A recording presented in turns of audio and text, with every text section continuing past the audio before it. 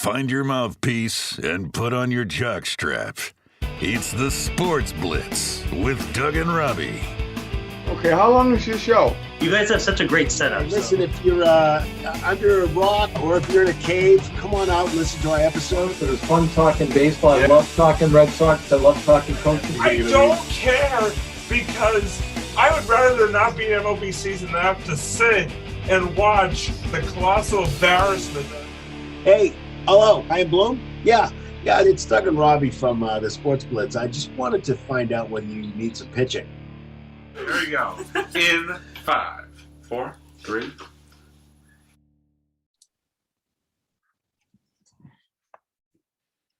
Good evening and welcome everybody to another episode of the Sports Blitz. I'm Doug. We have Robbie here. We haven't spoken in a while, Robbie, so I'm very excited about this upcoming episode. So how are you doing today? I'm doing great, Doug. I'm doing great. I am so excited to be back. I know we were off for a couple weeks, but I'm super, I used a lot of supers there, super pumped up to be here tonight. And we have an amazing episode in store for the folks at home tonight with an amazing special guest, as I know, Doug, you'll introduce here in just a second. But I'm just so glad to be back and ready to talk some sports as always, Doug, among other things. So very happy to be here. Absolutely. I'm happy to be back again, and we're back to our hopefully regular scheduled programming every week. We'll have to see about that, but we'll see. But if you're and as we usually say, if you're in a cave or under a rock, come on out. I think it's time. We have a new COVID variant out there, but it's I think we're taking care of it, I think, but I'm not sure. But come on out, look at our episode, check our episode out, and then go back under. Typically we're just telling you to come out and don't. But you got to come out and watch this episode because this is a really super special episode. As Robbie said, I'm not going to use any supers as Robbie did, although that's 2 right there. But I wanted to check in with our sponsorships tonight. So our first sponsor for this episode of the Sports Blitz is Organizing. As you can tell, if you're just looking back and see Robbie's room, which he doesn't come out of a lot, that's probably, I'm not sure. If you have a room, a cabinet, a drawer that needs to be organized, contact Zyman Organizing. They will work with you to create and organize a space that is serene and a pleasure to be in. Robbie typically does his sock drawer on Saturday nights, so he knows exactly where to place each colored sock now, which is wonderful. Zyman Organizing came in and helped him with that. So just remember, Zyman Organizing, creating a stress-free home. And that's our first. Our second is I don't know how to do this except to go like this. Is our second is a guy who is just an awesome human being, not just awesome human being, but just a regularly a nice guy. And I think he's got a couple books out. I only have one of them, so I'm looking forward to the other one. I don't know what the other one is. We're looking forward to it. But he talks a lot about something that people don't talk about a lot. Everybody has it. Nobody talks about it. This guy, Wes Woodson, does. This is the book right here. You guys got to go get this. It's I Have Anxiety, So What? This is by Wes Woodson. You got to go get this. You got to read it from cover to cover. It is fantastic. It is not just his story, his experience, what he's dealt with, but I think there's a lot of people out there that can relate to his story, his experience, and what he's dealt with. And we want to make sure that we get his story out there. And we think it's really important. We think it's important to talk about. We will have descriptions and links. Links and descriptions. And links in the description, absolutely. Links in the description. Absolutely. On our YouTube page for both of these things. And just because he just happens to be our special guest. He is a Babson College graduate. I don't even know. He's been a friend of mine for a little while now, and I'm so glad to be his friend. We have our special guest here, which we're very excited to talk about. We have Wes Woodson is actually here to talk about all kinds of things, including some sports tonight. So, Wes, we want to welcome you to the Sports Blitz, and how are you doing tonight? I am doing fantastic. I am excited to be here. I've been a fan. I've been watching some of the podcasts. I've watched Marvel at the movies. I've watched a few episodes of Sports Blitz, and I can now be a guest of Sports Blitz.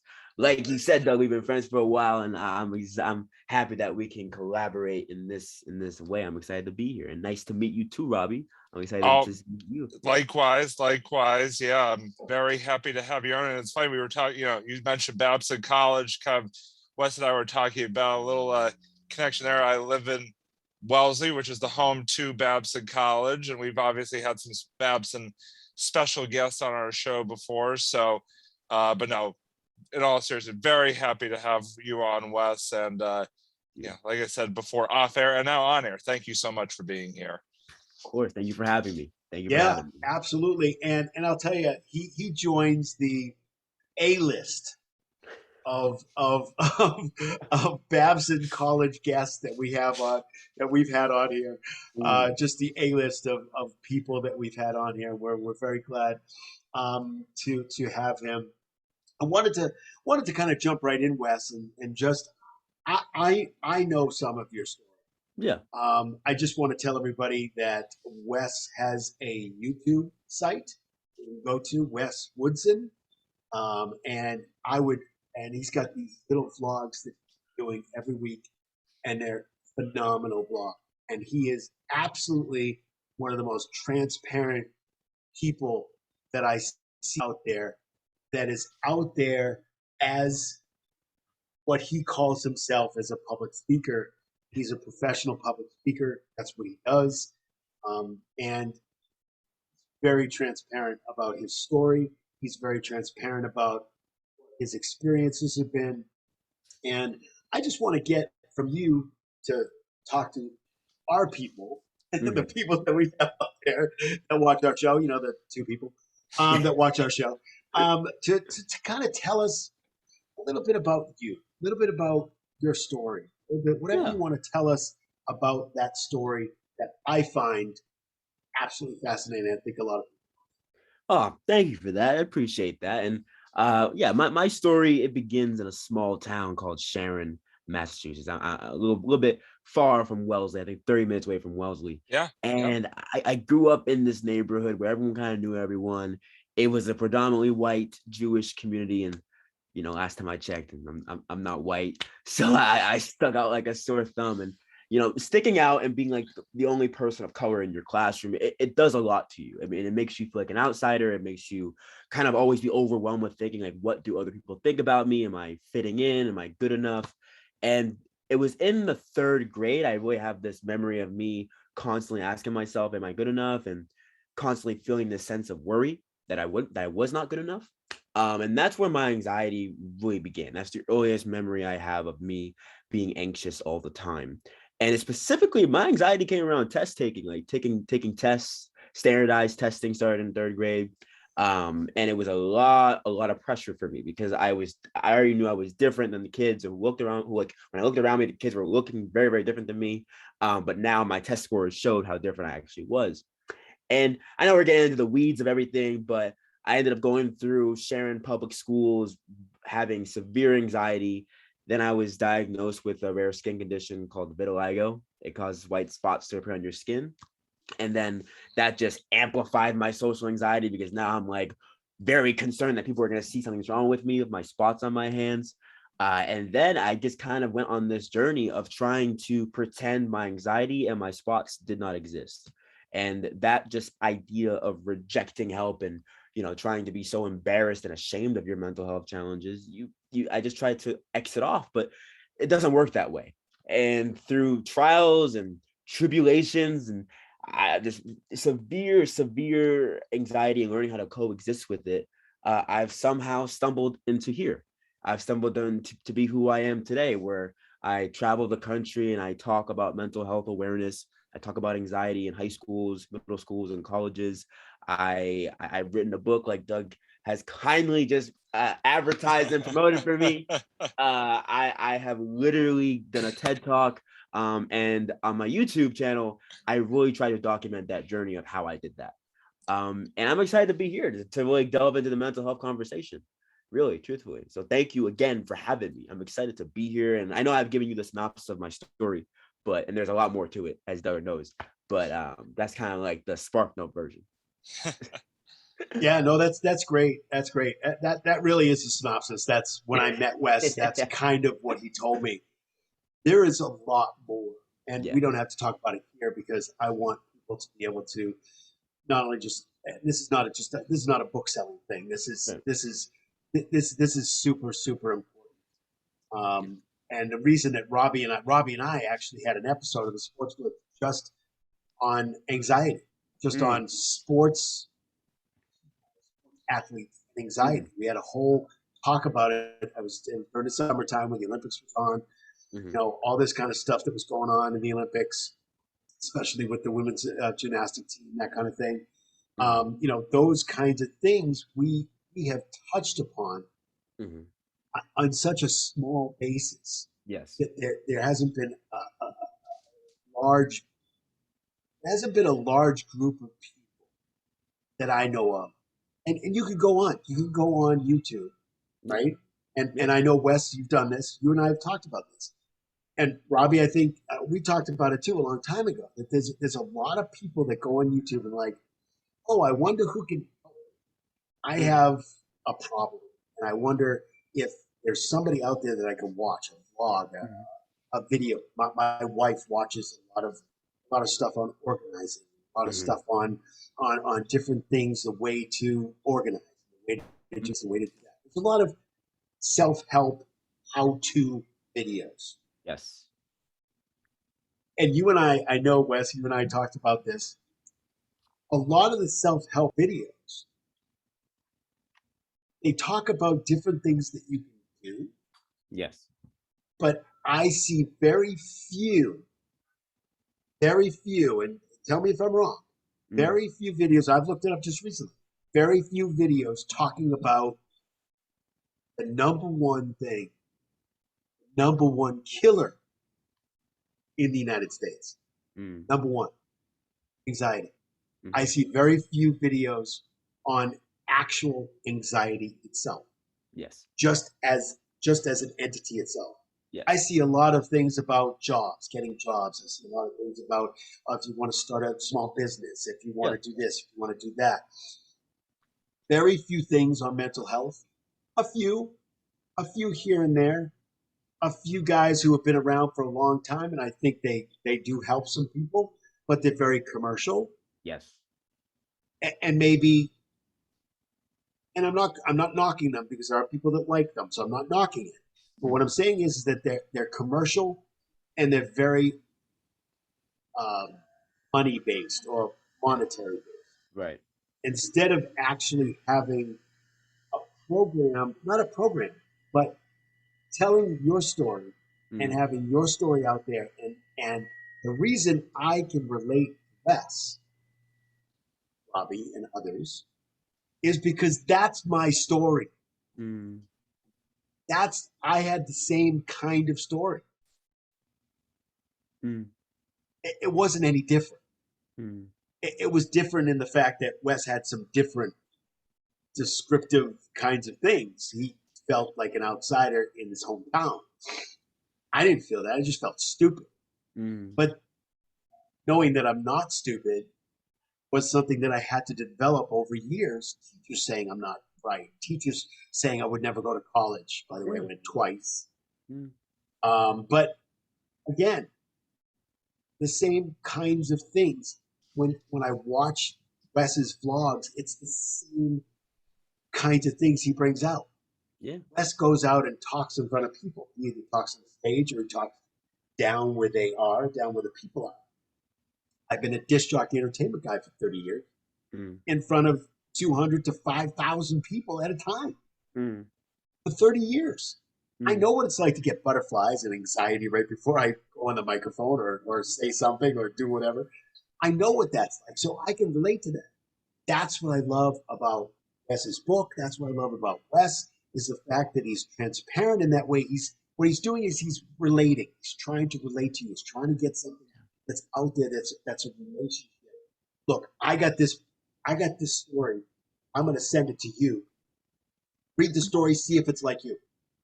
Yeah. Most of the time, it is. Yeah. Because everybody has anxiety at one point in time in their lives. Everybody. Right. Everybody. Yes. Totally. Including the President of the United States, who, by the way, sleeps a lot. But so there's less anxiety.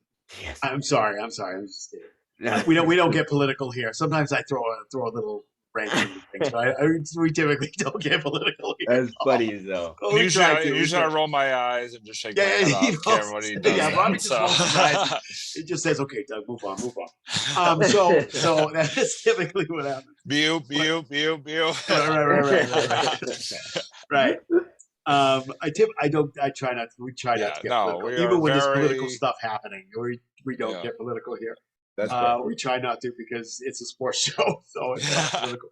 Right. But again, it's relating to the story. And I think that it's so important, more important to get what you have out there, people, as opposed to, and yes, it's important to helping people to try to find a job, helping people in their small business, helping people do all these kinds of self-help, DIY kinds of situations. I have no issue with any of that. Mm-hmm. But I don't see a lot of what they're doing out there. Thank you. And I commend you for being transparent, for throwing your story out, which, by the way, is not hard, not easy to do. Thank you. Because what you're doing is really what you're doing is when you go on TED Talk and you go to stage and you go to, and I have a feeling that it's a little different when you talk to high schoolers versus when you talk to colleges versus when you talk to adults. So it may be a little bit different here and there what you say sometimes, but very small. Very small. Okay, very small, but still, when you go out there, what you're doing is, this is the first thing that came to my head, and I apologize for this because it's going to come out wrong. So what I see you doing is you going out and basically you take your clothes off. Look, yes and no. Yeah. Yes and no. Transparent. You're transparent about what your story is. And I didn't mean it in the way where you're physically doing that necessarily, but you can see that picture. That's what I picture. Because when I go out there and do a DJ gig, which I've done many times, you put it out there. If nobody's dancing on the dance floor and you got 250 people, you got 50 kids and 200 adults, and I put on a song and I go out and dance, I'm putting it out there. Right. So if you dance, maybe they'll dance. Bring the mom and dad up, maybe they'll dance. Hopefully, bring the bride and groom up. Hopefully, they'll dance. If they dance first, though, the people, hey, they're dancing. Let's go out. So you're putting it out there. So that's what my feeling on it. And whether that's true or not, I'm not sure. But get that from you. I didn't mean to put everybody into that picture, but yeah. So when we talked about during the summertime, again, we had that discussion on the Sports Blitz about anxiety in athletes. Mm-hmm. And we started talking about Simone Biles. Yes. Perfect example of somebody who just wasn't having it. Yeah. She wasn't there. And with this kind of thing that she does, it's super important to be able to be there. Because if you're not there, you can get seriously hurt if you're not there when you're doing gymnastics.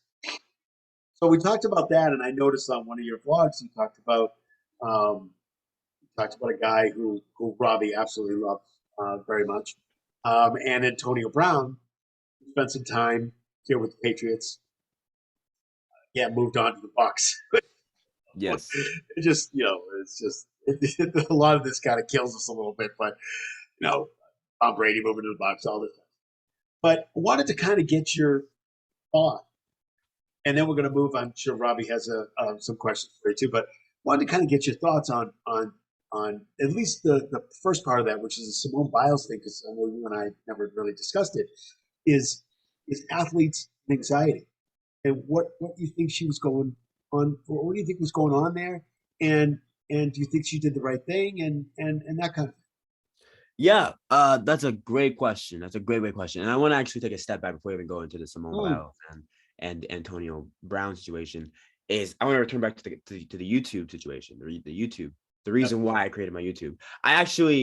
I started YouTube. I've always been making videos when I was a kid. I was always like to be in front of the camera. I always it was always recording stuff, but I never right. So I never posted stuff.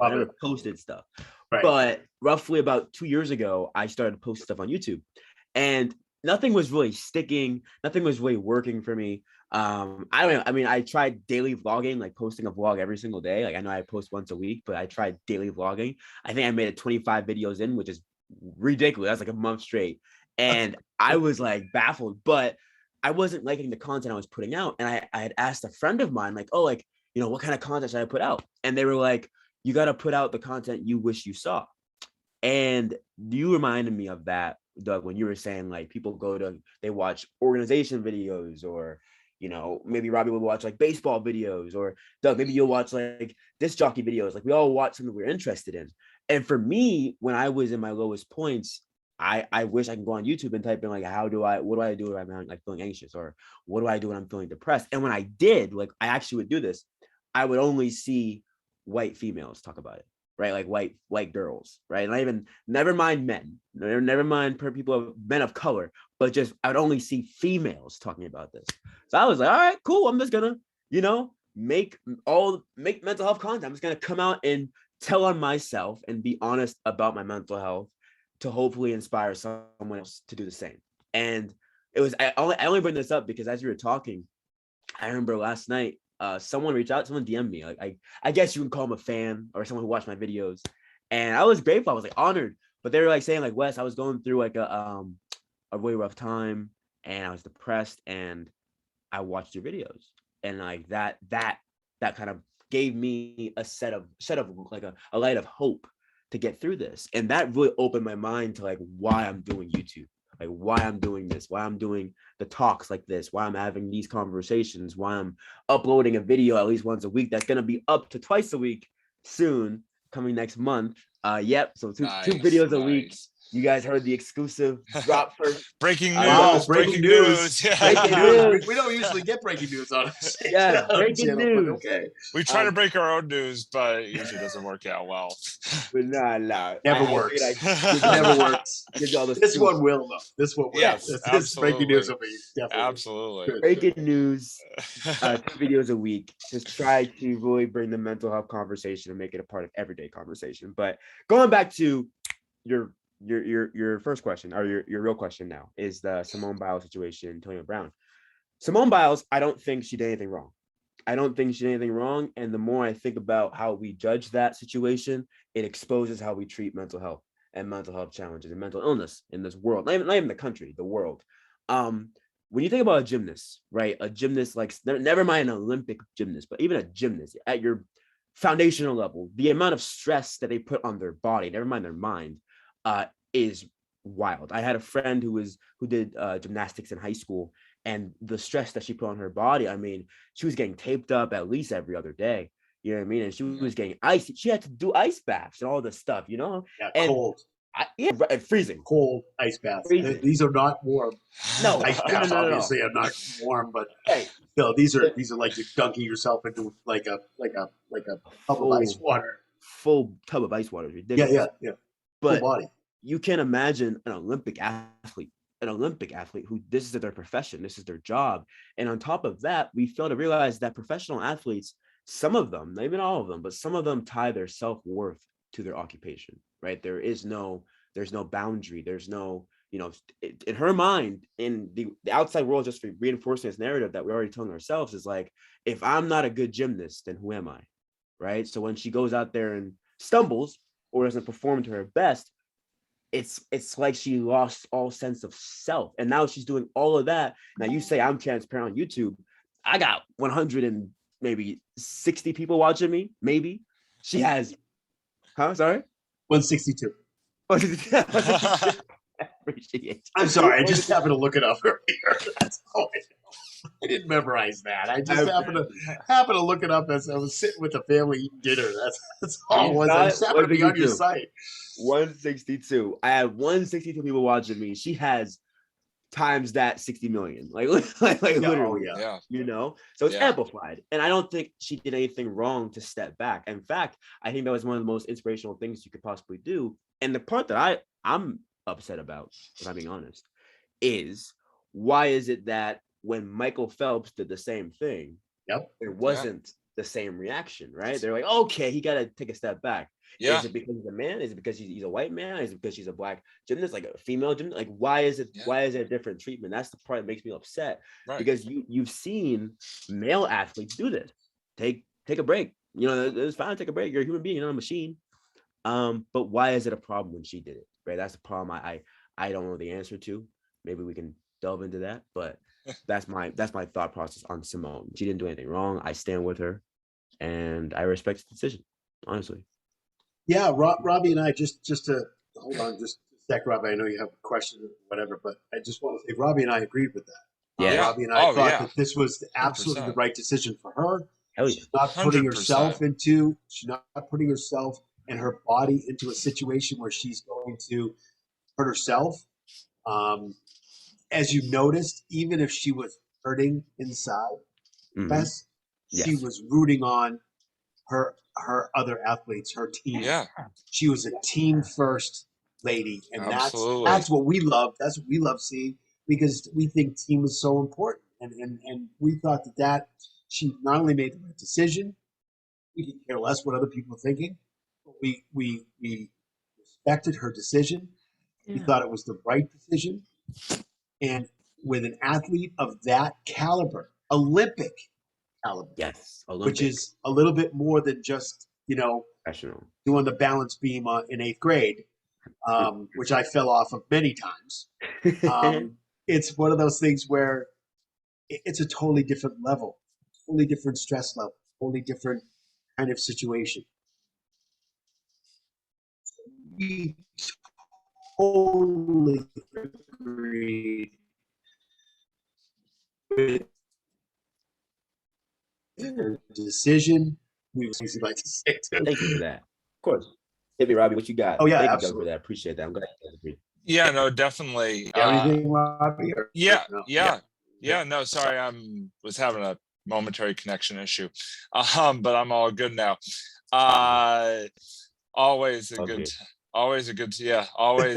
technology. You want to talk about anxiety? This is my nightmare, trying to deal with freaking computer and Zoom right here. Robbie's having anxiety as we speak.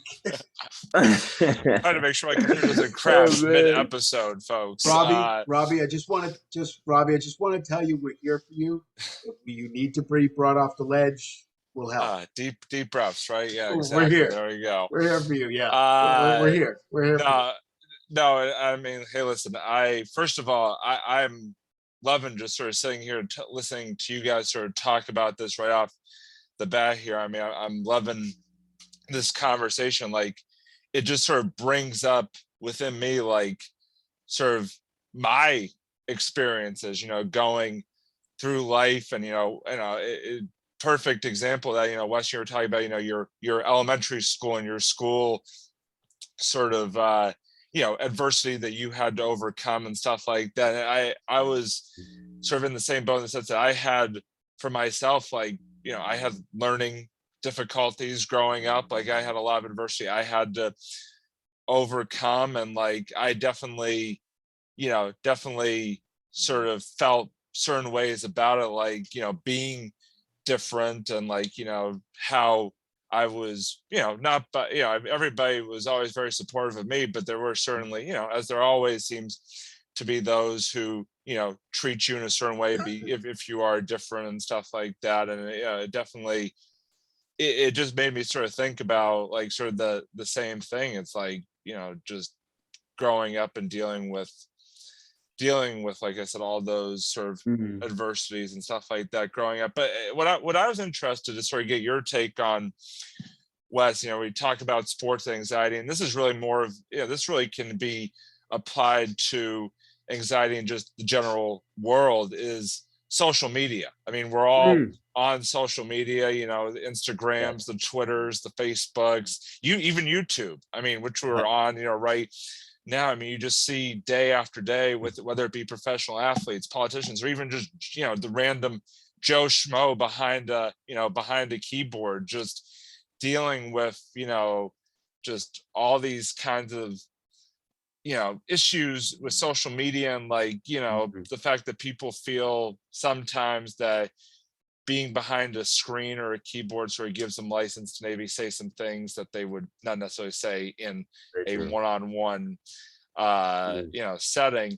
And I guess what I'm just kind of curious about is sort of, as someone who talks about anxiety and someone who, has obviously dealt with anxiety and and all that, just sort of what your sort of take is on sort of this the social media culture and how it relates to anxiety, and how it well, I mean, I feel like it has sort of added to this sort of overall anxiety in a lot of people, and just sort of I don't really know, it's kind of a loaded question, but like, is there anything that really, I mean, I'm sure there is stuff that can be done about it, but I guess more my question is like, what could be done about it? And just like I said, I just was very curious, sort of thinking about, to hear your take on that, as I just completely just ramble on with my question here. But No. No.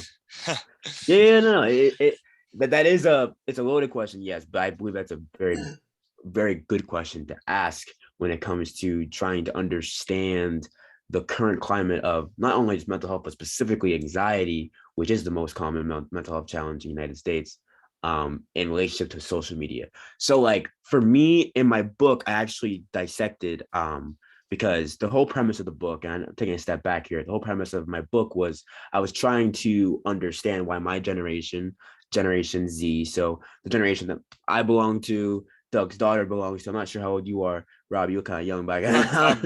32. So you're the millennial. You're a millennial. Yeah, I am Doug full-blown millennial. For you, I remember that. And so there it goes. It's going down the ladder. So I belong to Gen Z.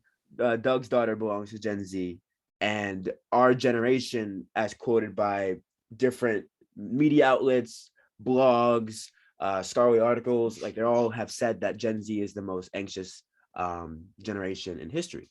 So I was on the mission to find out why. And when I was on this mission, I interviewed psychologists, I interviewed priests, I read all these academic articles, and the one answer that kept coming back to, or being part of the answer, was social media. Right? We grew up native to social media. We grew up we were born into the iPhones, the iPods, and of course, the iPod came out, or the iPhone came out in like 2007, I think 2007. The iPhone came out, but the iPod came out in 2003, I think. If I'm correct on that? Yeah, about that. Yeah, about that time. So there's a slither of time for those who are born in 1998.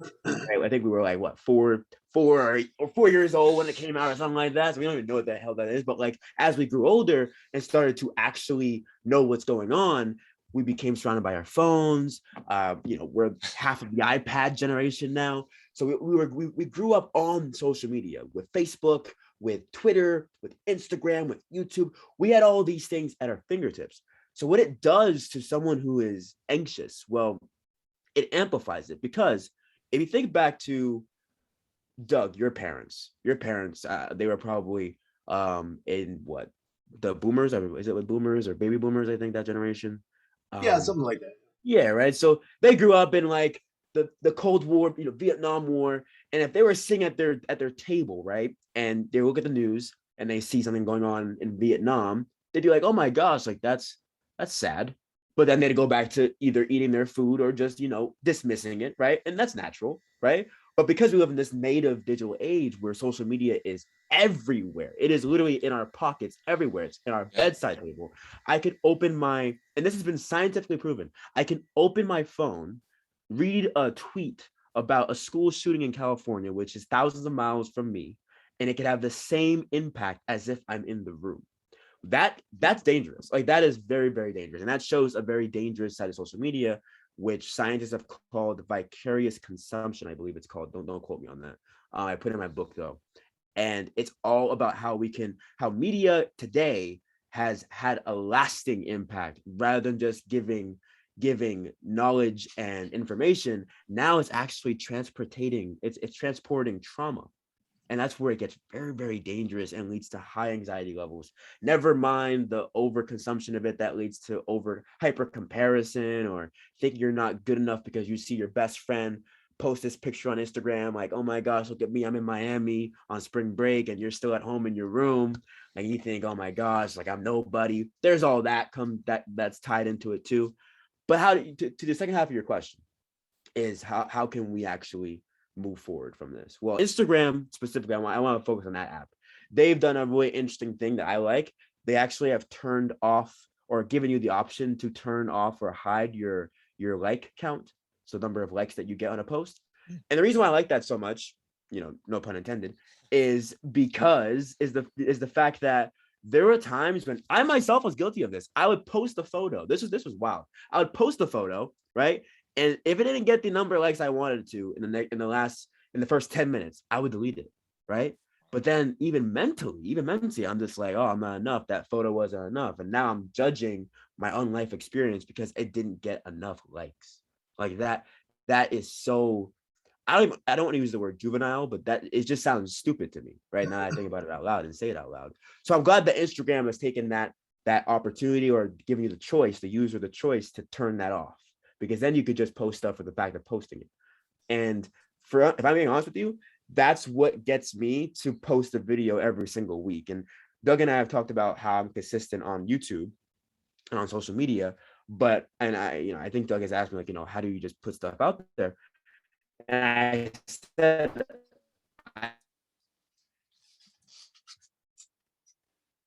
I just try to put it out there to be consistent, because if I just get hung up on all the details, and if I had stumbled in this clip or stumbled in that clip, then I'm just being more anxious. I'm walking myself into an anxiety black hole, I call it. So I really try to take an intentional approach to social media, and I encourage those who are anxious and who do find themselves challenging in terms of their mental health is to do the same, is to be very intentional of how you use social media, not just be a blind consumer. No, absolutely. And it's interesting because, like, the thing that I like, again, I mean, I'm a big sports guy. I know we obviously are a sports show. So what I find interesting about sort of that whole idea of social media and anxiety is, like, it's interesting to me, like, after I just take, like, an NFL game, some of these NFL games, for example, that I've seen, where, like, a kicker will miss a game-winning field goal or a game-tying field goal, and within 10 minutes after the game, he's got 1,000 posts on his, Twitter page or whatever, basically, probably overwhelmingly negative posts. And then you see sort of a big news story about it after that. And it's just, I mean, obviously for someone like me, it makes me, it kind of, makes me disappointed in people out there. The fact that people are,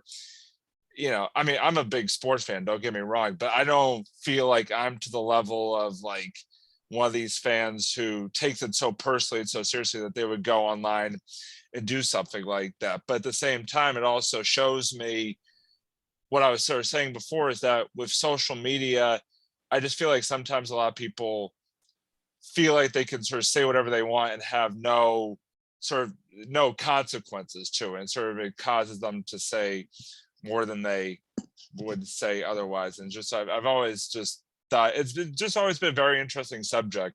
Oh yeah, to me to sort of follow along. Absolutely. Go ahead again. Here I go rambling again. So absolutely go ahead. No, but you mentioned a great point, and I thought of a great metaphor. I mean, honestly, like, before social media, if you wanted to make fun of someone, if you wanted to bully someone, if you wanted to address, or if you wanted to say something to someone about someone, you better have some big kahunas to do so. Yeah, absolutely. No, some courage to absolutely. do so, right? Like, and the way I equate it, the way I think about it too, is like, if you wanted to shoot someone in real life, like if you wanted to shoot someone, you have to be on some different level anger to like go out there and shoot someone. But now think about it this way. Now on social media, you can shoot someone, you can shoot a shot at someone, and to be honest, they might not even know who you are. They might even know who like your face. You could have a fake name. I've seen people do fake profiles and bully people because of it. I've seen like you said, all those hate comments athletes and celebrities get. That's something I'm afraid of when if my YouTube page ever gets to that level of like having hate comments and all that stuff, because it's hard.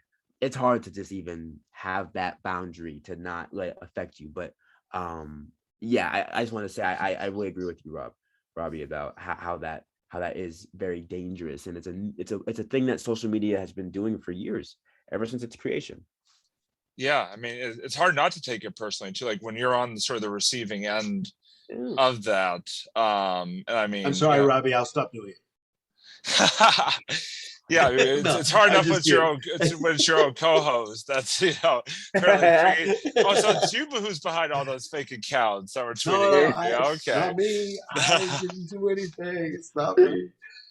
No, but in all seriously, it is, like I said, it's hard not to take it personally. It's like it is something that like I don't know how some of these bigger YouTube and professional athlete and all these personalities deal with it the way that they seem to, and maybe they're just good at hiding the true emotions there. But it's like it just that's why I'm glad I'm not in that particular arena, because I know I would it's hard. It's hard to sort of see the comments and the tweets, and just it's not easy. And we bring it all back to anxiety. It definitely could cause a lot of anxiety response to even just one negative comment can generate a lot. So but Doug, I'll let you continue there, but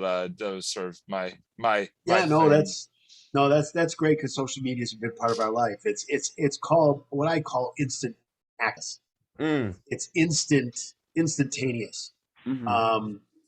My mother comments on it all the time, because she's not on social media. She's on Facebook, but she doesn't do anything on Facebook. She's on do anything there.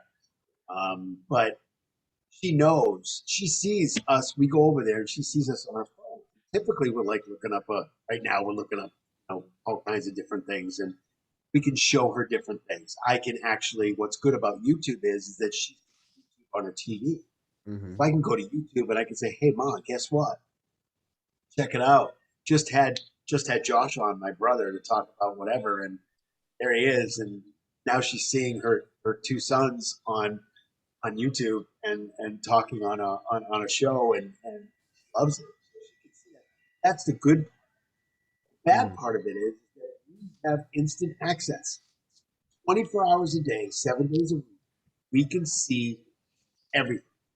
We can watch CNN on the tablet. We could watch CNN on TV and start with the war in Ukraine, and we can watch 24-hour access and watch it happening. We can do that now. And there's some good things about it and some bad things. I use it to my advantage sometimes. Like I have an app on here on my phone. It's called Scanner Radio. Mm-hmm. Okay? I don't go on it all the time. But if I see something happening, especially in this area, I go to the scanner. Sometimes I listen to what's going on. Not because I'm nosy, not because of what's going on. I want to know what's going on. This is the good part of it, just in case it starts to affect me. If it starts to affect me, at least I can hear emergency broadcasts and hey, listen, you got to get out of your area. You got to do this, shelter in place. You got to do that. That's the good part about, and the same with colleges and universities are doing it too. They put on their social media goes right to the students immediately if there's an active shooter, if there's a problem, if there's this. So there is some good things about social media that colleges are using, that Yes. schools are using now for that kind of thing. The problem is that my mother can't believe how instant anything in the world. Because when she grew up, born in the late 30s, and grew up in the 40s and the 50s as she was like, we relied on radio and the newspaper. And if we didn't get the newspaper and we didn't turn the radio on, we didn't know what was going on. We had no idea. So in that time, the World War II was going on. And in that time, they didn't have instant access. Most of that access was late at night in the evening, and most of it was not live. Most of it was recorded and then put onto radio, or if it was live, it was dark of it. It was overseas, so it was difficult to kind of get that instant access because you couldn't get it back then. You didn't have the technology for it. But she's like, wow, I can't, believe what's happening in the world. She thinks, and I'll tell you this, Wes and Robbie, she thinks there's too much access. She doesn't want this much access. It was better when she didn't know what was going on, let alone what's going on in the world. She, that's the difference between how she grew up and what we're talking about. I always look at technology in a kind of a good, bad way. Good things about it and there's bad things. That's kind of how I look at technology. Yeah. I try to use it to my advantage. I try to use it in a good way. Let's throw some stuff out there. And Wes is doing that with his vlogs, and Robbie and I are doing that on our shows. And Robbie's got 2 shows, and I have 2 shows. And there's a show that's out there called On the Couch Talking Sports, and Kyle and Robbie do that, and it's a great show to go and just listen to Kyle and Robbie talk about all kinds of things on that show. So it's one of those things where you can use it like that, or you can use it in a bad way, which is to bully people or say bad things about people or talk badly about certain people and go on and make fake things and do this. I've seen it out there too. So I totally get it. What I try to do is, and hope a lot of other people do, is look at it in a way where it's positive and constructive. Look at it as learning about something. Trying to figure out what you can do about, hey, my wife uses it all the time. She goes on and she uses it for different things, makeup things and organizing things and all that kind of stuff. That's how I think people should use it. And there's going to be people that aren't going to use it that way. And it's unfortunate, but there's not a lot we can do except to recognize when we see something that's negative. And again, as soon as somebody doesn't kick a field goal or that's a bad shot, or yesterday Robbie texted me because he wanted me to see whether I saw a fight on the bench between two players on the Miami Heat. I got the text about it. I got the notification about it. And then I went right on YouTube, and there were 12 videos. And I saw they were pretty much the same. They were different angles, different areas, and it was all the same, just showing the fight. And it wasn't a real fight. It was kind of a thing back and forth. But again, I think a lot of coaches, and we've talked to some coaches, I know that if you watch the Doc Rivers, if you watch the Anything is Possible video, which is really cool. It's about the Celtics winning the championship 2007, 2008. That of course is the saying that Kevin Garnett said at the end. He was screaming out, "Anything is possible." They named it that. Doc Rivers told them not to look at the newspaper, not to look at their social media, not to look at this, not to look at that. If you look at it, you're just going to get upset. Now, they may use a couple of things if somebody sent something out and they put it on. It's called bulletin board material. They may use that. Bill Belichick uses that too. They say, stay off social media. Just off. So Why do that? Why keep doing that? And you see it all over sports. All over sport.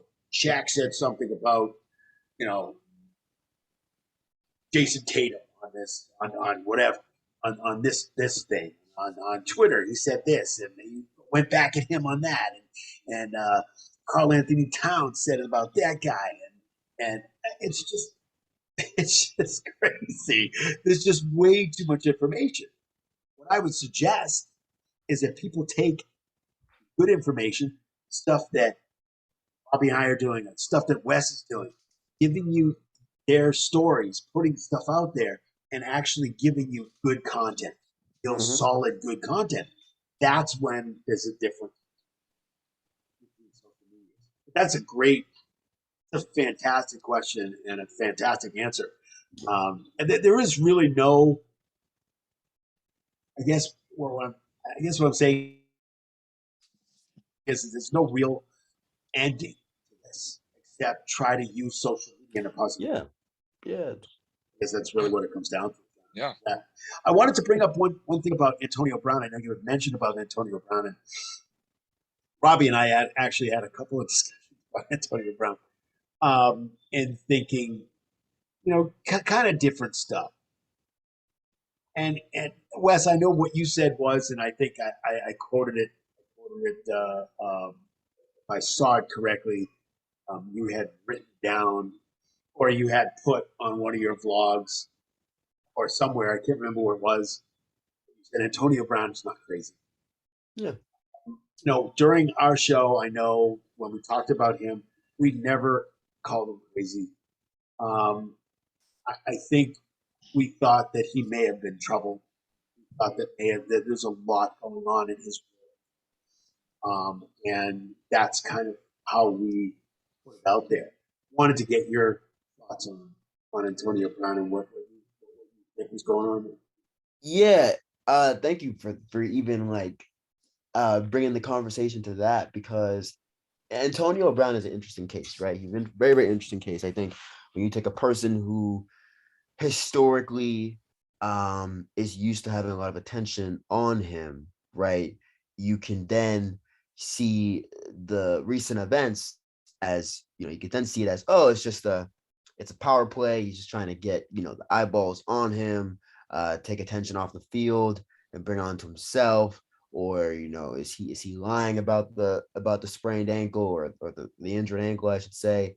It's just one of his ways, again, just to pull the media to be about him. I mean, you can also go into other factors about he had that whole what's the word I'm looking for? That whole, the way his contract was set up, he had to pass a certain amount of yardage and receive amount of receptions to trigger a certain earning cap of his salary, whatever. You can I've heard all areas of that argument, right? But the part that I don't like, the part that I disagree with, and which I talked about in my YouTube video, is how just because he was, he did a very, very spectacle, outlandish, unprofessional thing, the media was so quick, or not even just the media, fans, people who were watching the game, who watched even after the fact, people who are even football fans, everybody, right? Really everybody, yeah. Everybody brought the conversation to, is he crazy? Is something wrong with him? You know what I mean? Is he mentally ill? Did he get too many hits to the head? What's that disease called? CTE. Thank you. CTE. Does he have CTE? Now all those things are valid concerns. However, what I don't agree with is, why are we so quick to call and use the word crazy? Why are we so quick to say that just because this person might not be the best with conflict resolution? That's what I said in my video. Why are we then jumping and saying, nah, he crazy, he mentally ill, he got that CTE? No, that's not fair. And that's the part where I think the stigma around mental health when it comes to athletes, it becomes even gross. It becomes even more gross than it is for regular people like you, like all the three of us.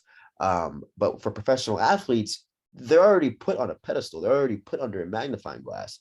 So anything they do that deviates from what they're supposed to do, we want to call him all kinds of names. And I don't agree with that. So I don't think Antonio Brown is crazy. Do I think he has poor conflict resolution skills? Yes. Yes, I think he does.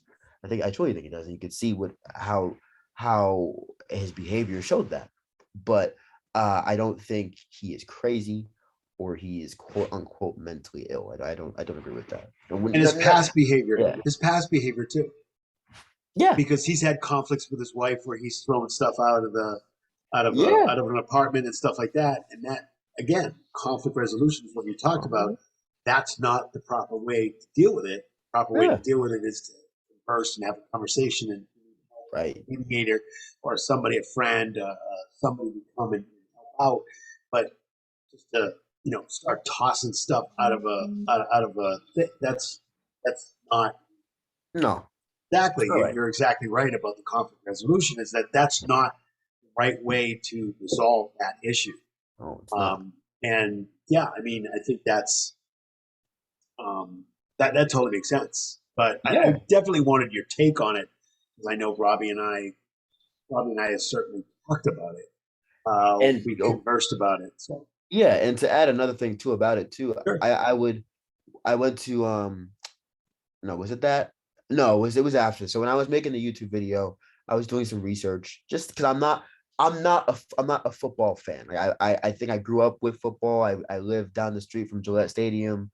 I grew up idolizing Tom Brady, and I went to a few football games. I actually got a chance to play on the field, but for some way when I got older, I just strayed away from the game.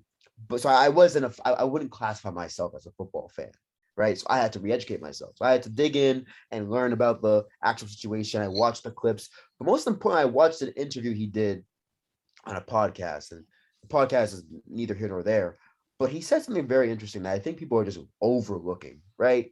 Doug, you grew up in a 2-parent household. Robbie, you grew up in I think you, I'm not going to assume, but maybe you did. For me, I did too. Yeah.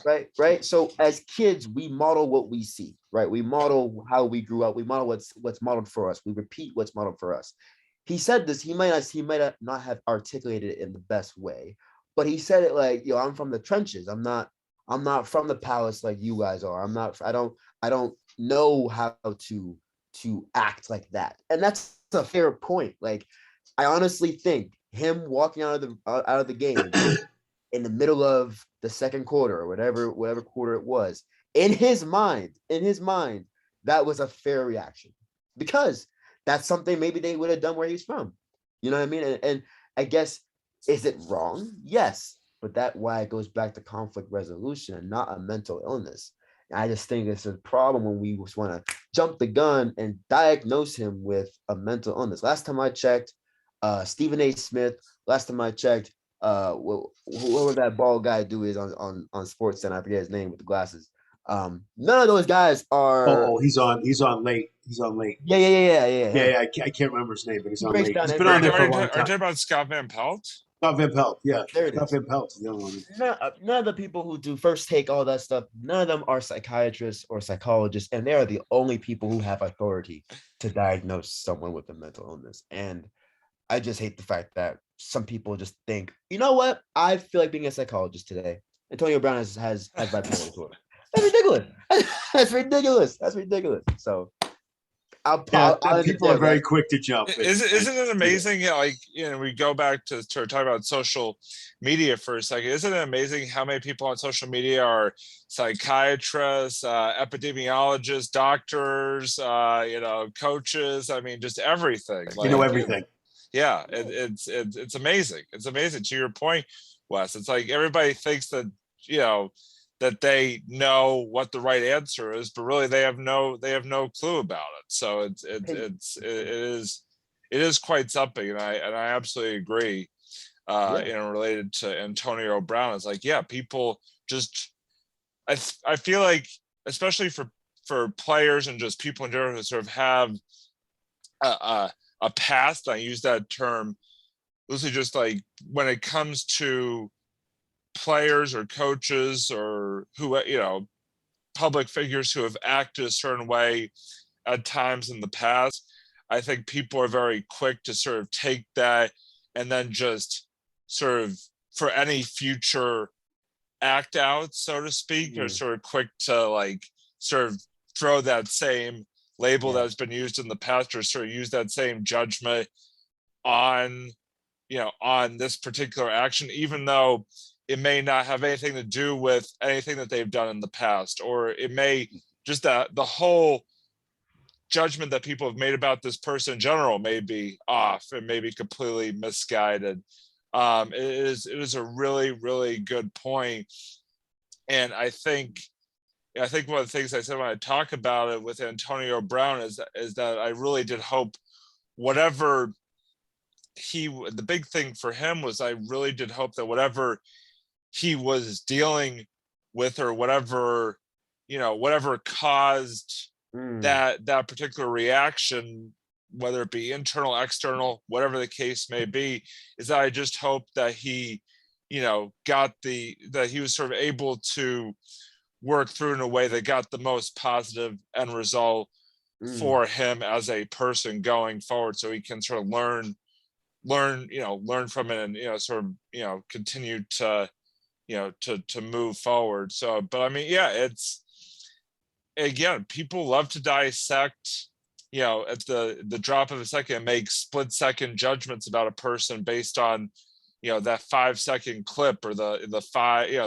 140 character tweet, or whatever the case may be. And sometimes you really should, what should really be done is sort of take a step back and think about maybe in the context, or maybe sort of give it a second thought or a second look. It's very true. It is really what it comes down to. I'm in complete agreement with both of you. It is so true. And I want to add 2 more points to that real quick. The first thing I want to add is even like me talking about Antonio Brown, like even when I was pulling together research, right? The first thing I said, if you remember, was I admit I'm not a football fan. Therefore, the context of what just happened, I don't get. When I saw the clip on Twitter, that's the first time I saw it. I was like, dang, that's wild. Like he really just walked out of the game in the middle of a game. Like I've never seen that before. Took off half his uniform too, which threw off nobody's I ever was seen. like, yo, that's wild. But before I was gonna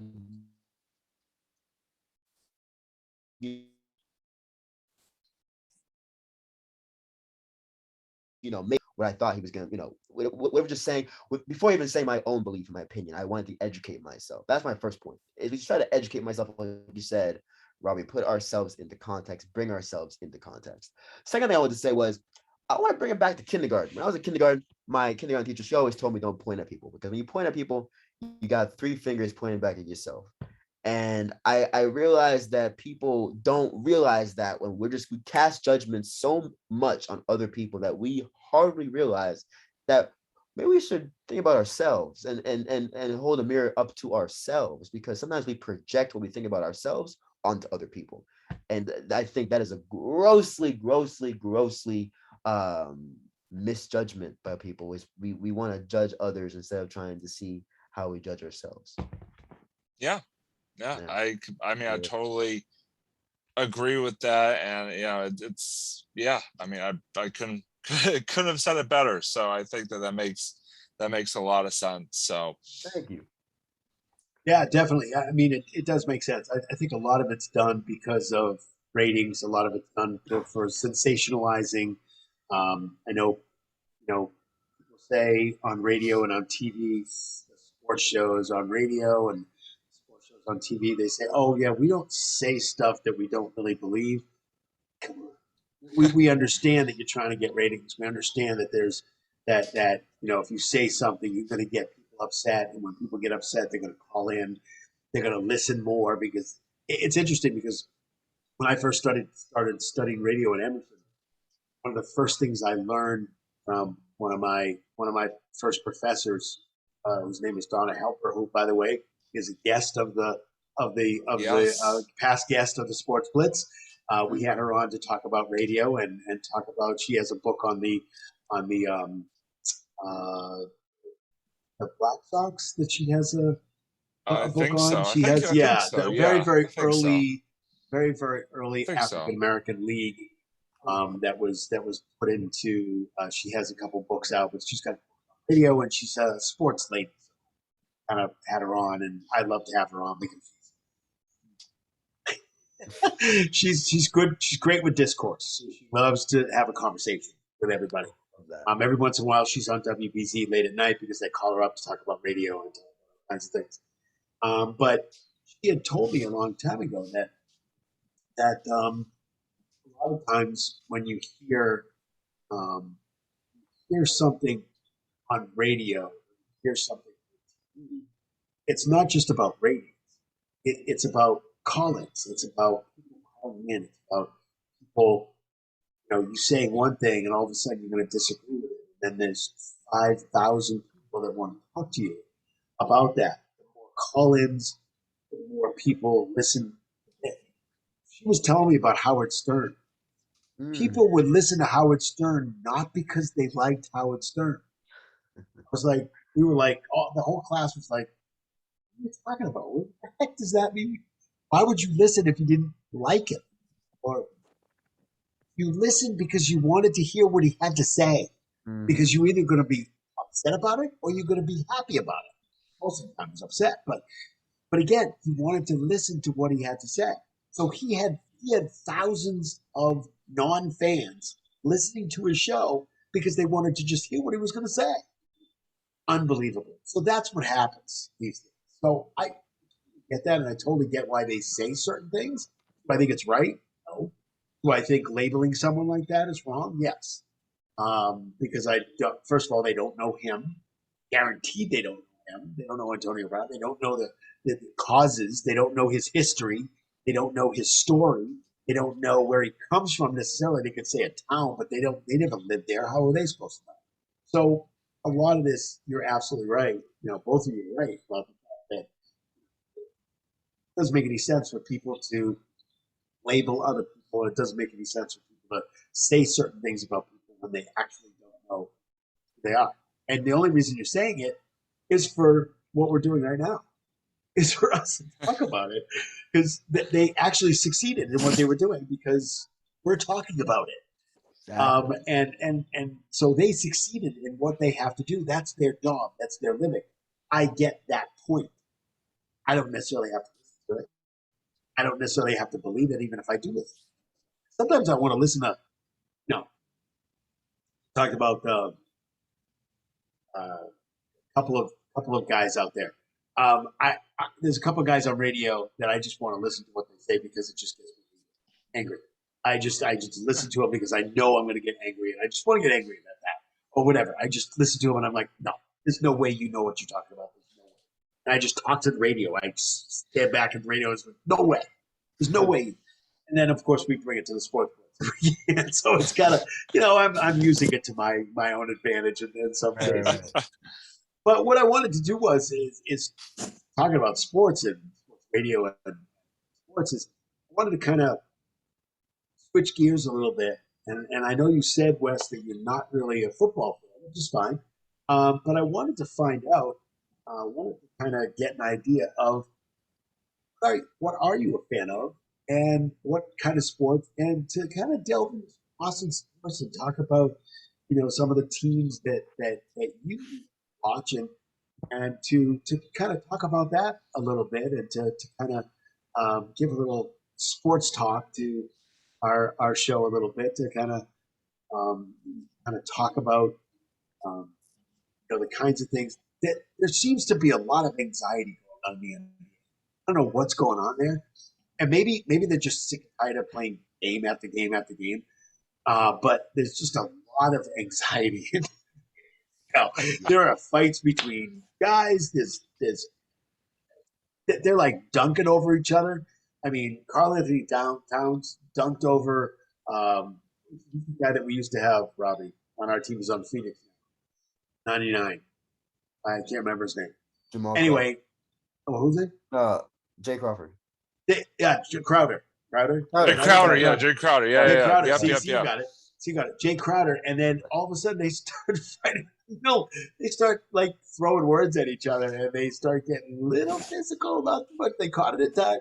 but still, there's like a lot of stuff going on there, and I'm like, what is going on? So, just wanted to kind of throw it out to you, Wes, and give us. It's almost like it's your turn to kind of give us a topic, and then we can discuss it. I know Robbie has been dubbed the baseball guru because baseball's kind of down on my list.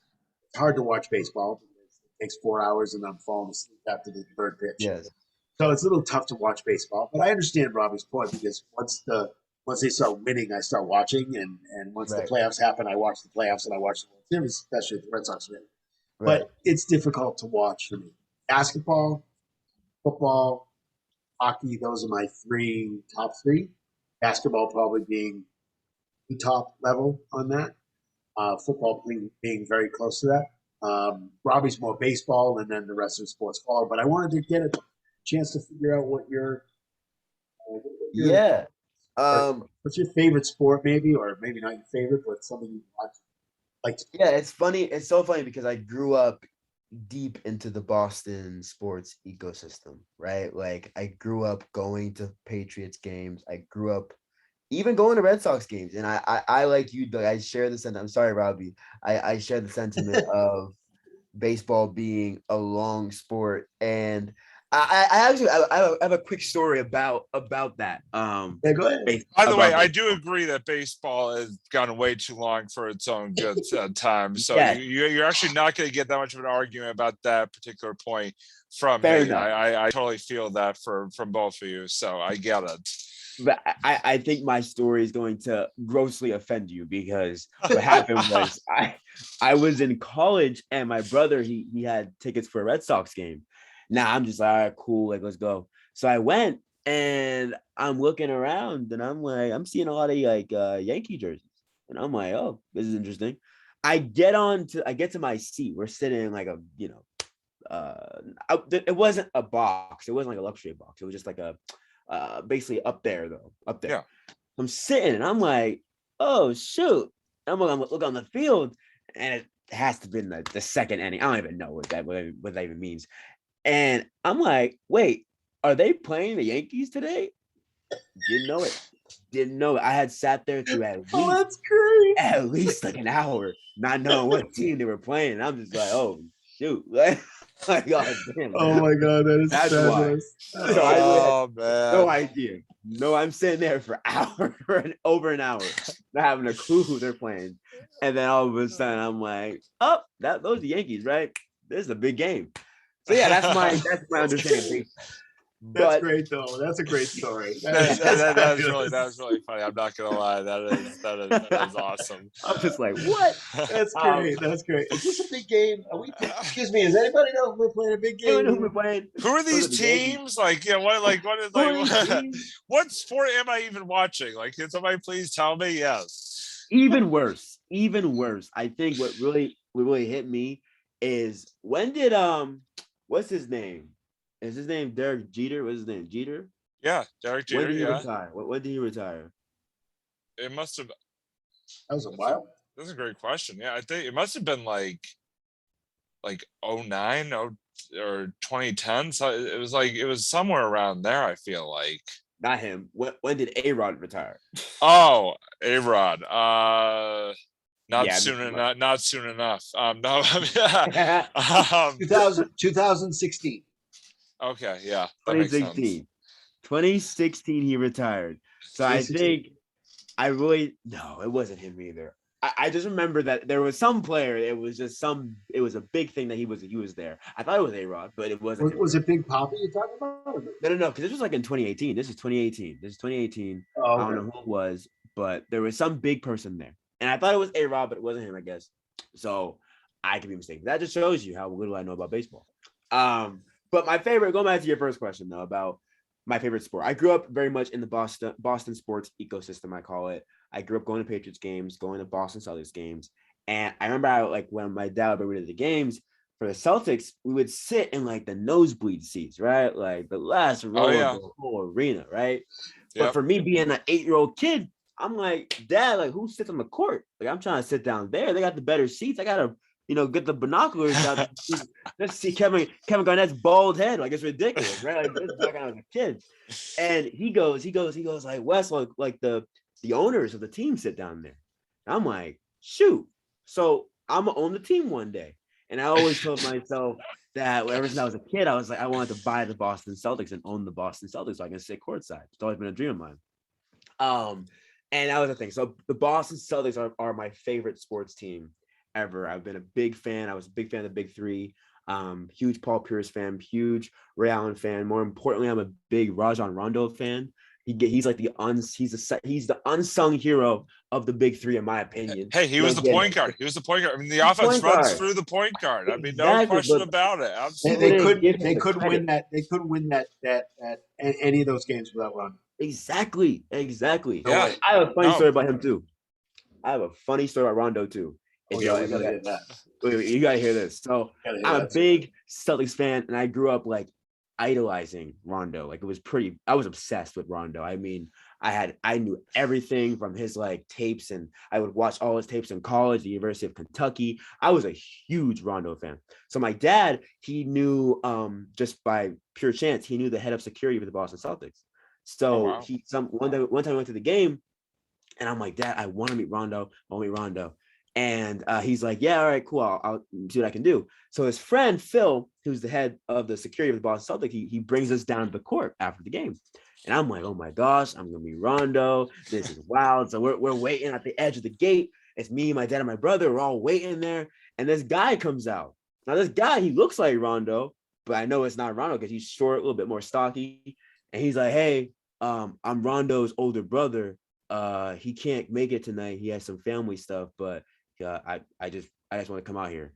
And I'm like, what's that supposed to do for me? I mean, I'm like, you don't even play basketball. Like, what did you think this was? Like, I was just so pissed. So I basically met the half of Rondo, not the real Rondo. The brother of Rondo. The brother of Rajon Rondo. It counts. Yeah. But I'm a big Boston Celtics fan, and I can go for days talking about the Boston Celtics. Yeah, well, I will say this. I know Doug. Yeah, I mean, Doug loves the Celtics. I was actually, the funny thing is, and Doug knows this, I was actually at the Celtics game last night. So I was really. Yeah, and the only way, Wes, the only way I knew that he was at the Celtics game is because he took a picture of him in the garden. And he sent it to me. Well, the funny thing is, you And talked he about the didn't say last row of the anything to it. balcony. I was really in the last row of the balcony. So He was. He's way up. He was way up. You can barely, yeah. I mean, they looked like ants down there, basically. All the gallery gods. All the gallery gods. That's what it is. But I will say this: right now, the Celtics are probably the funnest right now at this very moment. Probably the funnest team to watch in Boston sports right now, because they just have like found they've found a groove. And are just playing superb basketball. They finally have found the chemistry and just the rhythm that we'd been hoping that they would for like 4 months now. I will say I love Jason and Jaylen Brown's game. I think that they're two of the best two of the better young players in basketball right now. I love watching Marcus Smart play defense. I mean, Marcus Smart he just will go after anything. Like, he is just a superb defensive player. I've always enjoyed the defensive part of his game. I mean, it's exciting to watch them. Like I said, right now, I mean, they're looking like a contender, which I always love to see. And I know Doug and I have talked about this, many times on the show during this season. How the Celtics team, they started off kind of consistently inconsistent, as I like to put it, and now they've actually like turned into a team that could go places in the playoffs and beyond. So, well, they're finding ways of winning against teams they shouldn't be winning against. So it's one of those things where and they're winning by not just by 2 or 3 points. I mean, the Jazz is a good team. Yeah. Good. Yeah. Solid. Western Basically the same team. record as them. And they beat them by what, 20? I mean, it's like, it was ridiculous. I mean, what's that? Oh, so there's a little story about last night. I texted it to Robbie. Jason Tatum's son, Deuce. Mhm. Cutest kid in the world. We've been watching him grow up because he's been with us for. Jason is the second or third year into the Yes. by now, so we've been watching him progressively More grow. than that, right? I think he's like in his 4th year at least. Yeah, is it in fourth year? Yeah, Third, yeah. fourth, yeah. So we had last night at the game. They have his Jason's girlfriend or wife, whatever it is, and his son sit on the court. You know, they sit and watch the game. They're on the court.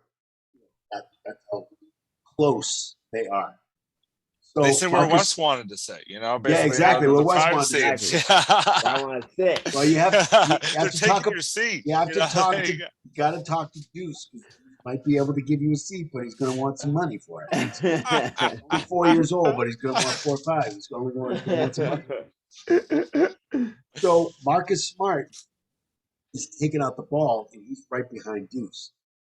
As grabs the ball, as he's trying to pass it in, put the ball into play, Deuce comes up. Deuce comes up to him on the backside and slaps him right on the tush. And then comes back and sits Love it. down. So they asked Marcus Smart after the game. You got to see this. This is so funny. Marcus Smart was like, he said, they asked him, they said, were you expecting me to do that? And he said, yeah. I knew that once I put my body in front of Deuce, I knew that he was going to touch me in some way. I knew he was going to like hit me or because he says, this is what Deuce does. This is what Deuce does. We are so used to Deuce. I love anybody that's out there that wants to see stuff going on in the world and you just want to laugh or smile for a few minutes, gotta YouTube Deuce Tatum because he is the cutest thing and he does the cutest stuff, especially when he's with Jason during the interviews at the end of the game. He's there. He's like looking at himself. He sees himself. He's going like this, and he's really very distracting. But he's the cutest kid. I just thought it was really funny because I saw the video last night. They showed 2 different angles. And he Grabbing it. hit him right on the butt, and it was just so cute. It's so funny. It's funny because they didn't call. They didn't call anything. They talked technical right on Deuce. Deuce, what are you doing? Sit down. No, they didn't do anything. But I just thought it was phenomenal. I don't know whether maybe you can tell me what the turnaround is. I mean, Ime Udoka is like should be the coach of the year at this point. I have no idea what happened, and Robbie and I had talked about it. I think before one of our last episodes, a few weeks ago, before we took the hiatus. But we were just trying to figure it out. We were just like, I don't understand what's happening. I don't understand what's going on. They found that what I think it is. I'm going to just tell you right now. I think they really like playing. I think they got rid of some of the dead wood. That's number one, not playing. I don't call them dead wood just because but I just say dead wood because it's the only way of describing them. Some other guys just not playing. Carson Edwards. Not a bad shooter, but he's like all over the place. He needs a little bit more seasoning, and you can't have him on there. Have him in Maine or have him wherever. Just send him somewhere else. Get rid of some of the players that aren't playing all the time, and really focus on the guys that you want moving. Richard, these guys need to have playing time, and if you have Edwards on the team, you're not going to have those guys having playing time. So you got to ship those guys out. They're playing together. They're having fun doing it. That's what I think it is. It's not just the coaching. It's finding a way to win and using that every single time. And even if you're down a few, you're still going to be able to win. We can still win this. We know how to do this. We've been doing this over and over again. This is how we play. And that's my only explanation. This is the biggest turnaround I've ever seen. Yeah. So I don't know what you think of it, but I think that's probably. I don't have any idea. No. Yeah. I mean, it's true.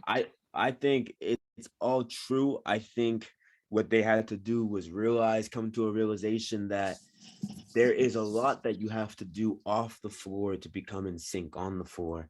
And even when I was, growing up playing the game of basketball, because I grew up playing competitively around the country, and it was just a lot of things that you have to do off the floor in order to get in that kind of in sync like motion, in order to know where the person's going to be, so you know how to lead them into the pass, or knowing when someone's having an off night, then I got to pick up my slack here. Just that type of communication that's essential to be a contender in this league, right? But I think it goes deeper than that. Like, I think people are the unsung hero in all of this is Brad Stevens. Like, people don't think he really don't know what he's doing.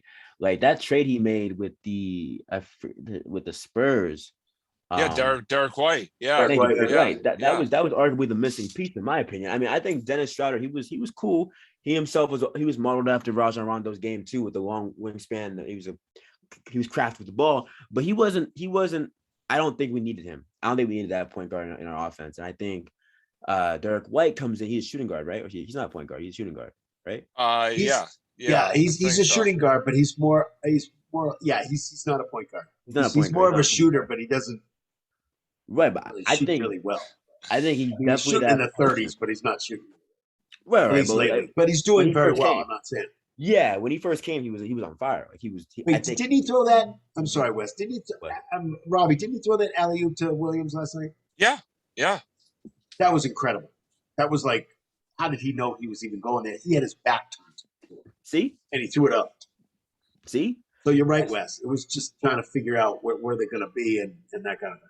Yeah, and it's just that instinct you have that, and I think they're a big contender. They're a game and a half behind Miami, which is this is first place in the East, I think. Yeah, it's either a game and a half or 2.5 right now. But I mean, they're basically right there for that second spot, and knocking on the door first. I mean, right.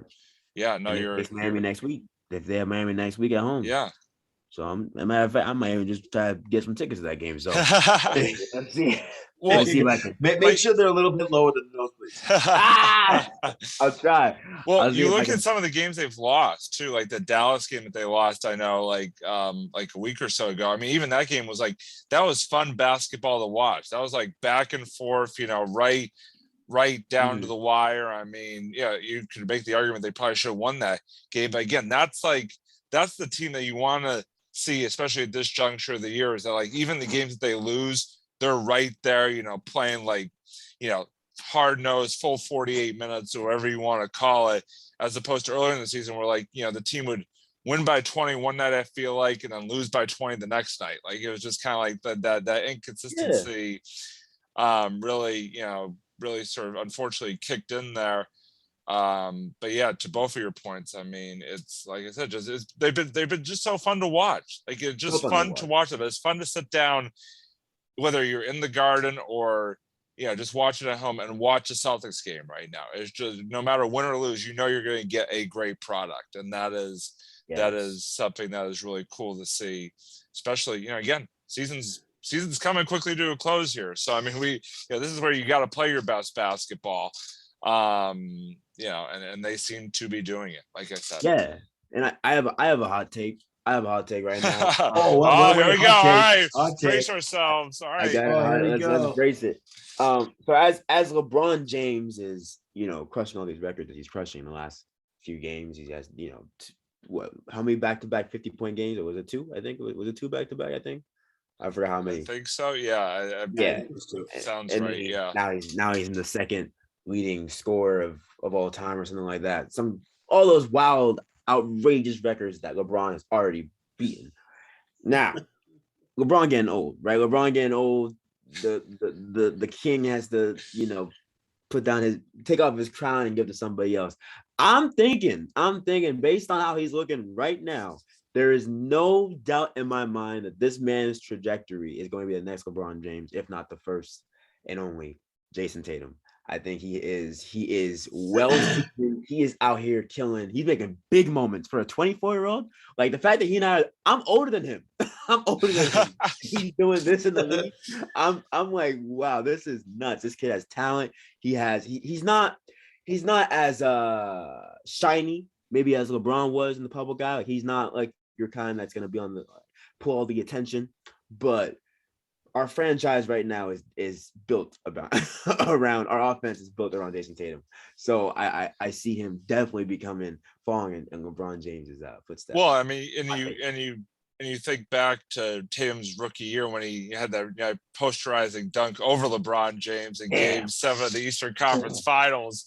I mean, it kind of like, it's the perfect to what you were just talking about. Like, so that assumption. I did quick one because we're on the subject of basketball. Wes, I know you went to Babson. Were you at Babson when they won the national championship?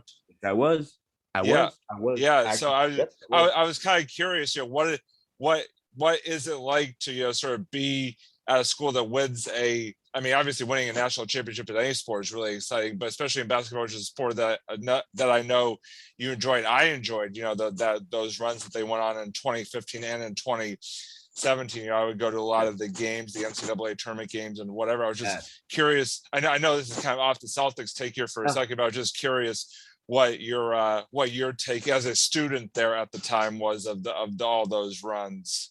So and it's a great question because that was like that year of me being at Babson. That was my first year. So I took my first semester off of school. So I came in January of 2017. So this was like the beginning of the run.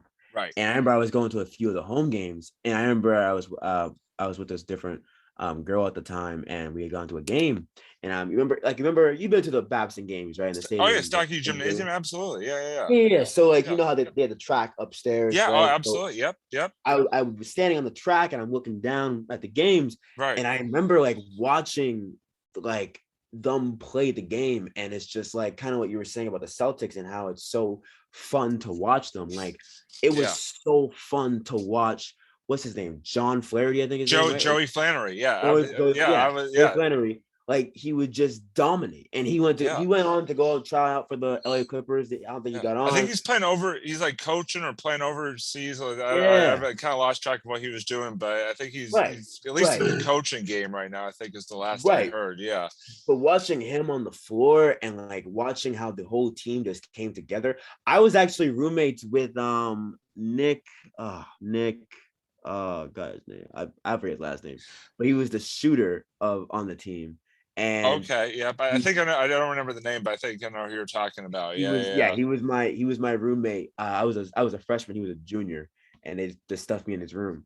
And he was cool. He was very, very cool. But watching Babson basketball that year go on that run, it made me miss the game of basketball tremendously. I remember telling that girl I was with at the time, I was like, "Yo, I miss basketball. I really miss basketball." And having a team that can ignite that feeling in you once again, it's just magical. It's magic. Yeah. It's really magic. And I think that's the beauty of sports too.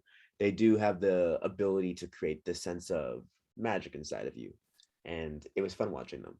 I can imagine. I mean, it was just the thing that was funnest about that year, I remember, was the fact that they got to host the NCAA tournament. And you just look at some of those crowds for all those games. I mean, you talk about the track, the track I remember would be just everybody would be around for those final NCAA games. Everything just you could not find a seat in the house if you didn't get there an hour. I remember my sister and I went to the final home game of that run that they hosted.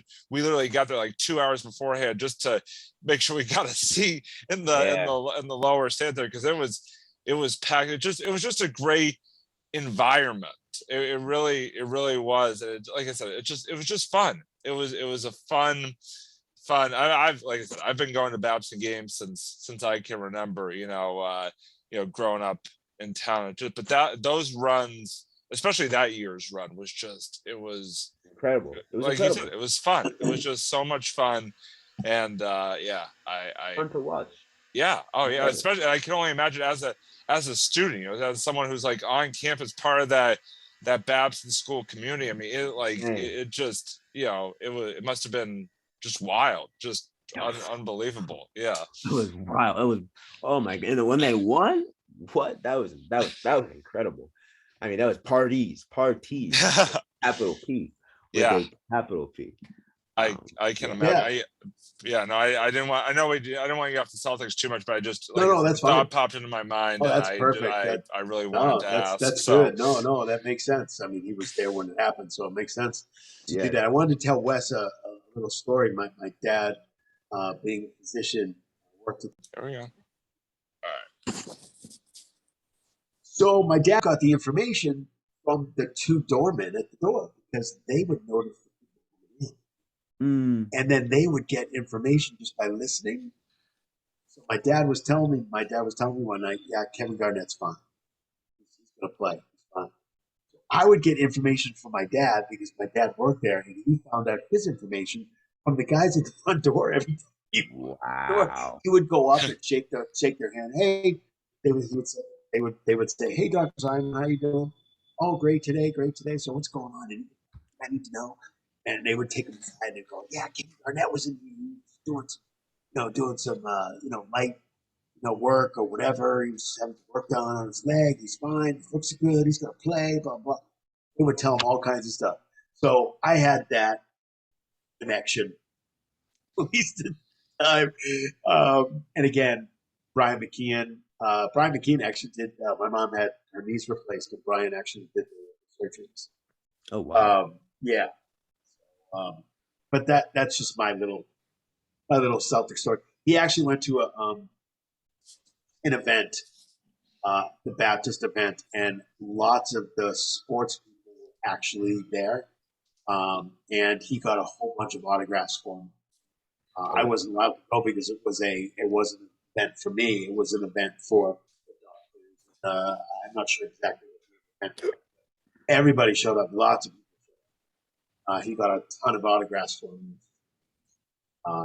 But that's it's kind of my little connection to the Celtics. But yeah. So I don't know where they're going. I know there's a report here that says if they go 11-1, they're probably gonna be in a very, very good place. So we'll have to see what happens. Yeah. Is there any other sports that do you watch hockey at all? Do you watch any hockey, Noah? Do you watch any? No, I really don't watch hockey. Man. How about and you said you're not really a football fan, so. Well, I mean, really football, baseball, basketball. I can converse. Basketball. I can converse about it, but basketball is the most the one that's the most that's passionate out of me. Yeah. But by the way, I'm very excited that IT is gonna finish up with Charlotte. Yes. I'm glad that they brought him on for the rest of the season because he deserves it. He's really worked hard to get back. I wish he would come back here. I wish he would come back here. If you think about it, what is he doing in Charlotte?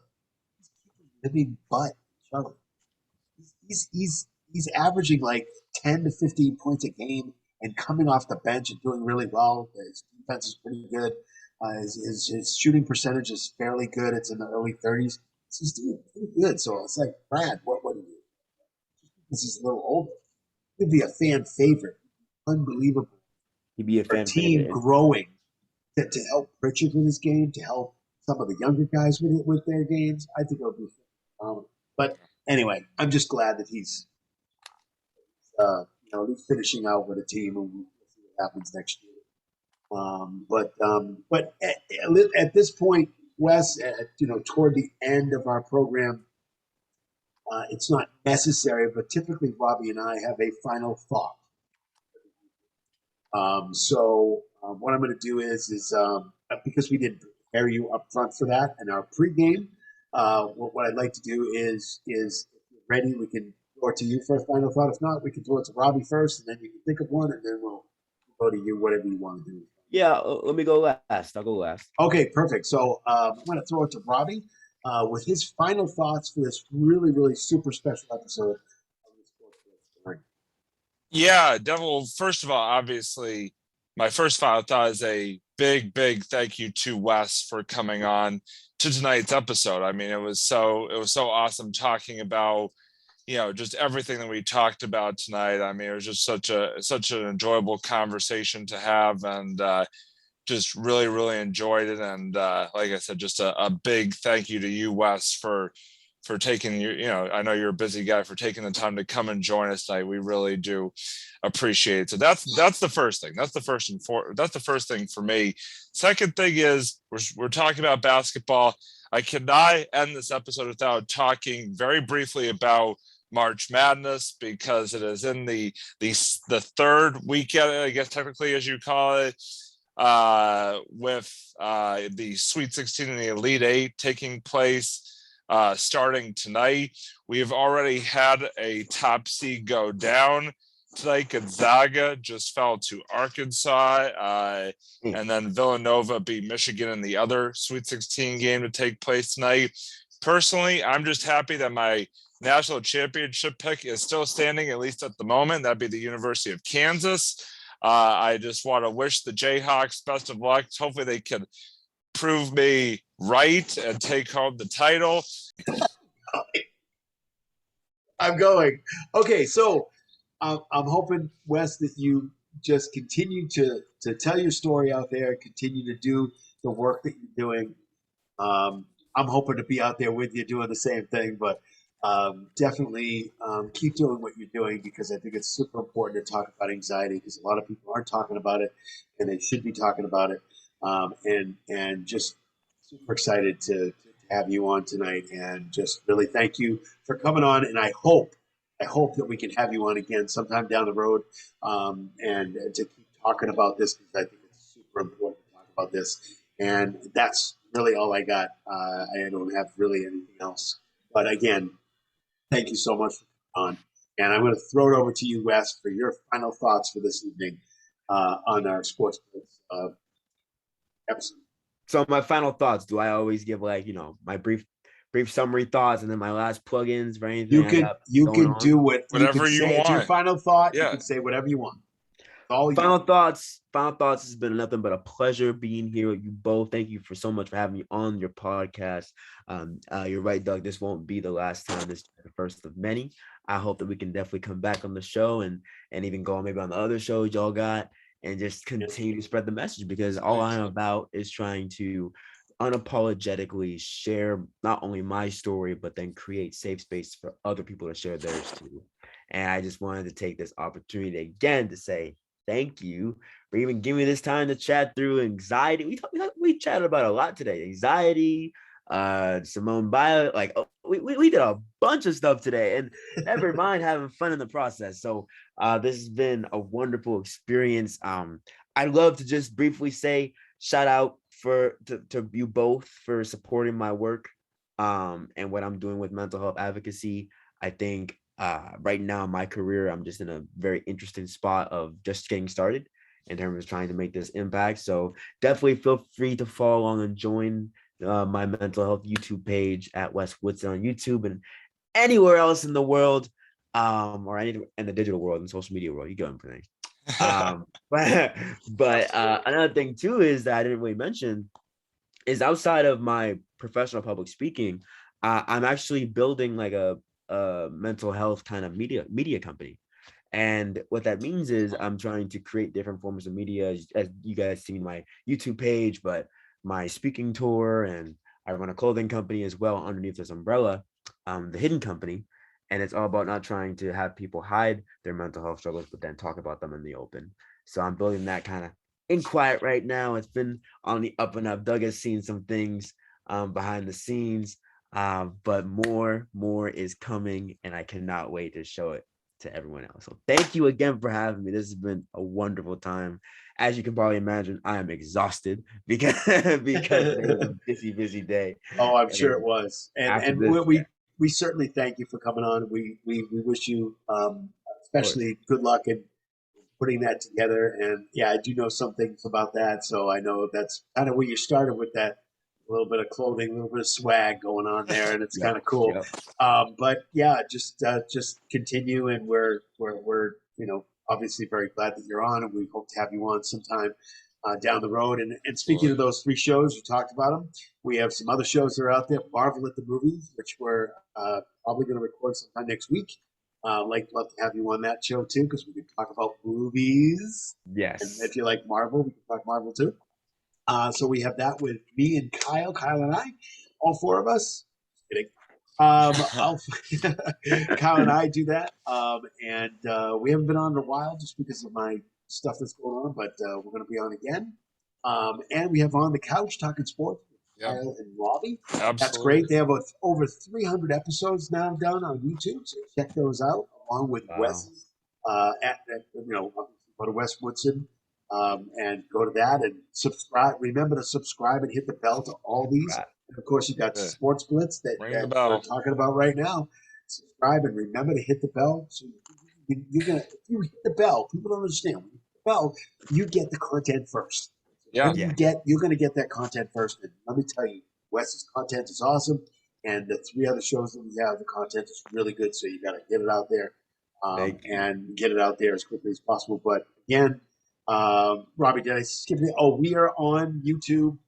We're on YouTube. we're on You can Facebook, we're on find Twitter. our links on Twitter, Facebook. I mean, we're I all usually over send the it out there on place. Facebook too to people Yeah, all over. Yeah. People do watch. My friends watch. There are people out there that do, but everybody should watch. Wes, you need to get a good night's sleep tonight. Try to. I know it's Yes. tough because you like up now. You want to talk about a lot Yeah. of things. But did I forget anything, Robbie? No, Nothing. you're Just good. Thank You're you good. again to We're Wes. ready to go. Yeah. Thank you, Robbie and Wes, for Wes, especially our special guest tonight. And thanks to Robbie again. Another episode in the can. We're very excited. Please watch this, and we will see you next time on the Sports Blitz. See you, everybody. Woo.